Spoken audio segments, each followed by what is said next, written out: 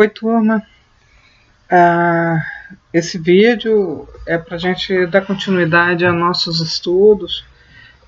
Ele vai ser um pouco mais longo do que o normal, porque na realidade é um vídeo base para o estudo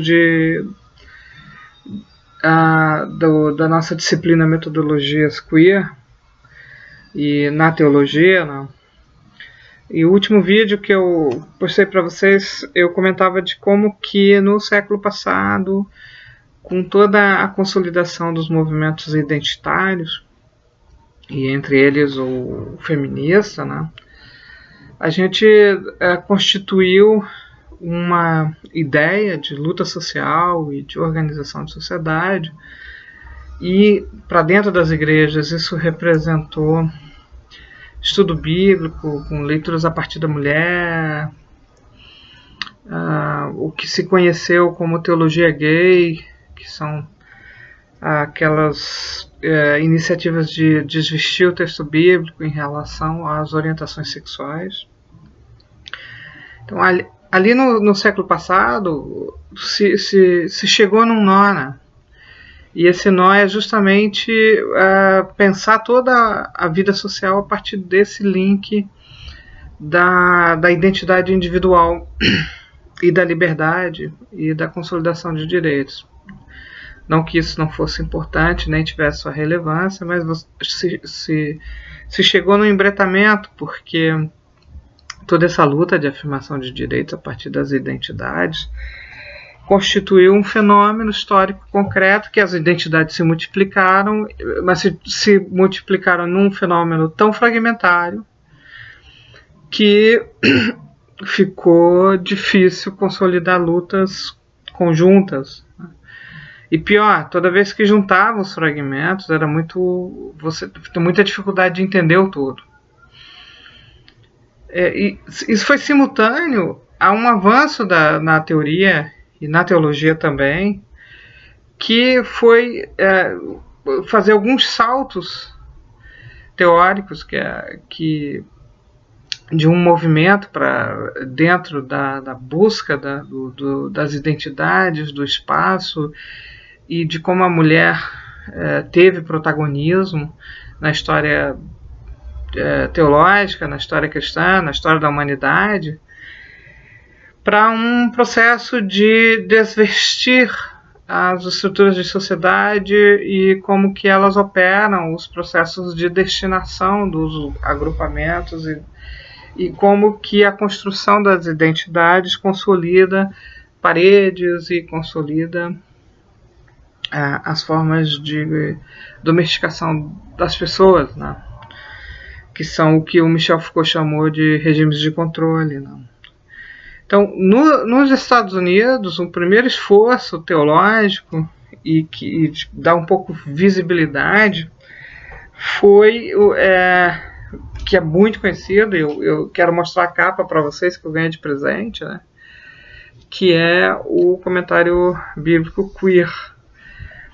A importância de fazer um comentário bíblico com esses olhares diferenciados é justamente você fazer uma disputa. Esse comentário vai fazer um caminho que não é superação, mas é um caminho de afirmação daquilo que no século passado a gente chamava teologia gay. Não? A teologia gay era você pensar o amor de Deus, pensar a cristologia, a epistemologia, considerando que a eclesia é para todos e que Deus acolhe o amor independente das suas formas de expressão. Então, o amor entre pessoas de mesmo sexo, né, era uma frase muito comum nessa afirmação teológica, né. O que vai acontecer na questão das teorias queer é que existem... o amor não é entre pessoas do mesmo sexo, né? A gente fechou o século com a problematização do que na realidade é o conceito de sexo, quais são de fato os gêneros que estão disponíveis e que são constituídos pela sociedade, né? e diferenciar isso, tanto o sexo quanto o gênero, daquilo que é o desejo, com quem que você transa, com quem você não transa. Essas três dimensões diferenciadas, que é, então, como que vai consolidar a contribuição das teorias queer, a gente vai tentar fazer esse exercício dentro do texto bíblico. E não só do texto bíblico, mas também de toda a tradição teológica. E aí vem uma tarefa muito interessante, que seria qual é a pastoral, considerando esses elementos, qual é a eclesiologia, considerando esses elementos, qual é o nosso conceito de Deus, né? E para a teologia cristã, a ideia do Deus trino, da Trindade, se consolidou como um diferencial de garantia da unidade cristã, né? Mas se você pensa desde a perspectiva queer, a própria Trindade é uma possibilidade de expressão e compreensão da divindade, né? Então, esse exercício de comentário bíblico, ele vai ser subsídio para você superar essas barreiras e avançar na elaboração teológica. A bem verdade é que nós não conseguimos avançar, esse é o problema. O máximo que a gente faz, principalmente nós, das igrejas inclusivas, é algumas celebrações onde a gente nomeia Deus com aquele recurso do efeito espelho, né? Então, se eu sou transgênero, Jesus é transgênero, né? Lembrando que esse exercício é um exercício da lutas identitárias, né? Falar do Jesus a partir das realidades identitárias é um exercício que foi feito na teologia da libertação em diferentes lugares no mundo, né? E é um fenômeno afeto à teologia contemporânea que é muito afinada com os tempos que a gente vive, que é da afirmação do indivíduo. Eu acho que aqui tem um desafio teológico para nós, né? Se a gente quer pensar caminhos metodológicos de elaboração de uma teologia queer, a gente tem que superar o que se consolidou ali no século passado, que é uma teologia firmada nas identidades e como que Deus, o Deus da inclusão, é um Deus espelhado, né? Que é um Deus parecido com a gente, né?